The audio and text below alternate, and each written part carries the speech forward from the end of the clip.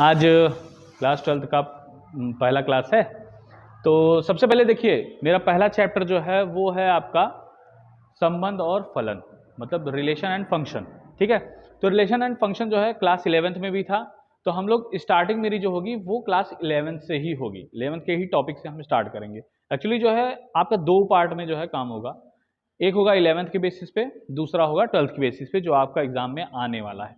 और इसमें कुछ इंपॉर्टेंट क्वेश्चंस हैं जो कि एग्जाम में रेगुलर आते हैं। ठीक है, तो चलिए सबसे पहले स्टार्ट करते हैं 11th के ही टॉपिक से, जो कि पहला टॉपिक था आपका ऑर्डर्ड पेयर, जिसको हिंदी में कहा जाता है क्रमित युग्म। ठीक है, सिंपल सा टॉपिक है ये। देखिए, युग्म का मतलब, पेयर का मतलब तो समझ ही रहे हैं, पेयर का मतलब क्या होता है, जोड़ा। ठीक है, तो क्रमित युग्म या ऑर्डर्ड पेयर एक ऐसा युग्म होता है, मतलब अवयवों का एक ऐसा युग्म होता है जिसमें उनका क्रम कैसा होता है, निश्चित होता है। ठीक है, जैसे एक एग्जांपल दे रहे हैं, अगर हम आपसे कहें कि 4,2 2,4, ये दो युग्म हम आपको दिए हुए हैं, एक 4,2 है, एक 2,4 है। आप इसको कोऑर्डिनेट भी कह सकते हैं, कोऑर्डिनेट है ही ये। तो ये दो कोऑर्डिनेट हम दिए हैं और हम ये कह रहे हैं कि क्या ये दोनों कोऑर्डिनेट सेम है, समान है। तो हम क्या करें, इसको अगर हम कार्टेशियन प्लेन पे रिप्रेजेंट करें तो कार्टेशियन प्लेन पे कैसे रिप्रेजेंट करते हैं भाई, ये एक्स एक्सिस वाई एक्सिस खींचे हैं, यहाँ पे आपका ओरिजिन हुआ 1 2 3 4 5, इस तरीके से रिप्रेजेंट कर दिए। वाई एक्सिस पे 1 2 3 4 5 6, इस तरीके से रिप्रेजेंट करेंगे। तो मेरा पहला पॉइंट है 4,2, 4,2 दिखाएंगे तो 4 एक्स एक्सिस पे 4 और वाई एक्सिस पे 2, यहाँ पे होगा 4,2 और 2 4 दिखाएंगे तो एक्स एक्सिस पे 2 वाई एक्सिस पे 4, ये हो जाएगा 2,4। यहां तक क्लियर है। अब दोनों पॉइंट्स की अगर सिचुएशंस को देखा जाए, पोजीशंस को देखा जाए, तो दोनों पॉइंट्स का पोजीशन तो अलग अलग है ना। तो हम कैसे कह सकते हैं कि ये दोनों बराबर है। ठीक है, तो पोजीशन के अकॉर्डिंग ये दोनों जो पेयर दिए गए हैं, दोनों आपस में बराबर नहीं है। तो हम इसको कहेंगे कि ये जो है वो ऑर्डर्ड पेयर में है। ऑर्डर्ड पेयर में होने का मतलब यह हुआ कि हम इसके प्लेस को चेंज नहीं कर सकते, इनका प्लेस जो है वो निश्चित है।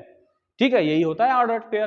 तो अगर मान लीजिए हम ये कहते हैं कि ए बी और सी डी दो ऑर्डर्ड पेयर दिए गए हैं और ये दोनों आपस में क्या है, बराबर हैं।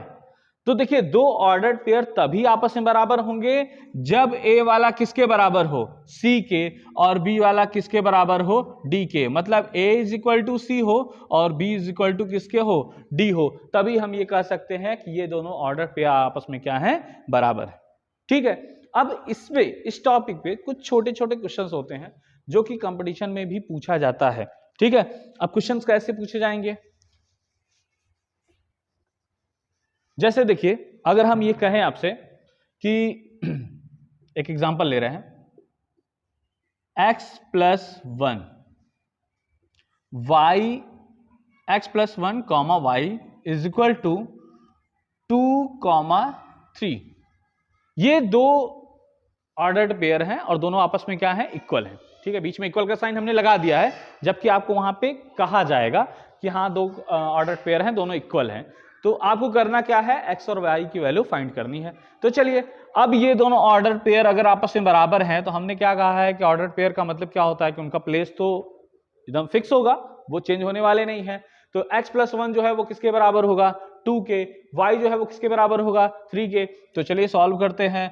x plus 1 is equal to 2 हो गया, तो यहां से x की वैल्यू निकलेगी 2 माइनस 1 इज इक्वल टू 1, ये हो गई x की वैल्यू। इसी तरीके से अगर हम y को कंपैरिजन करते हैं इसके साथ, तो y की वैल्यू कितना मिल गया, 3। तो इस तरीके से हम क्या कर सकते हैं, ऑर्डर्ड पेयर के द्वारा x और y की वैल्यू को फाइंड किया जा सकता है। ठीक है, ये सिंपल क्वेश्चन है, इस पे बहुत ज्यादा कोई बहुत बड़ा टॉपिक नहीं है। और भी एग्जांपल अगर आप लेना चाहें तो एक आध एग्जांपल और देख सकते हैं। जैसे मान लीजिए हम दे दिए 2x minus 3 comma y plus 1 is equal to 2,1। ये क्वेश्चन है कि भाई 2x - 3y + 1 और 2, 1 ये दोनों ऑर्डर्ड पेयर हैं और दोनों इक्वल हैं। अब भाई इक्वल हैं और ऑर्डर्ड पेयर हैं तो पहला वाला पॉइंट पहले वाले के बराबर होगा, दूसरा वाला दूसरे के, तो कंपैरिजन कर लेते हैं। तो आपका 2x - 3 = होगा 2 के इक्वल, तो 2x = हो जाएगा 2 + 3x = हो जाएगा 5/2। ये x की वैल्यू निकल गई। y वाला कंपैरिजन करिए, तो y + 1 = 1, 1 से 1 कैंसिल कर देंगे तो y की वैल्यू कितनी हो जाएगी? 0। तो इस तरीके से हम क्या कर सकते हैं, ऑर्डर्ड पेयर में x और y की वैल्यूज फाइंड की जा सकती है।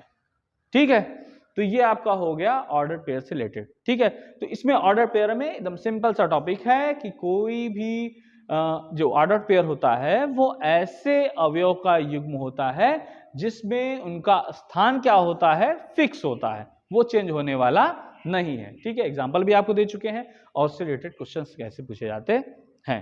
ठीक है, तो आज इतना ही। कल नेक्स्ट क्लास में हम लोग जो है कार्टेशियन प्रोडक्ट की बात करेंगे। ठीक है, कार्टेशियन प्रोडक्ट के बाद हम चलेंगे डायरेक्ट आपका 11th और 12th दोनों में कॉमन टॉपिक है रिलेशन का, तो वहां से आपका कॉमन टॉपिक स्टार्ट हो जाएगा। ठीक है, थैंक यू।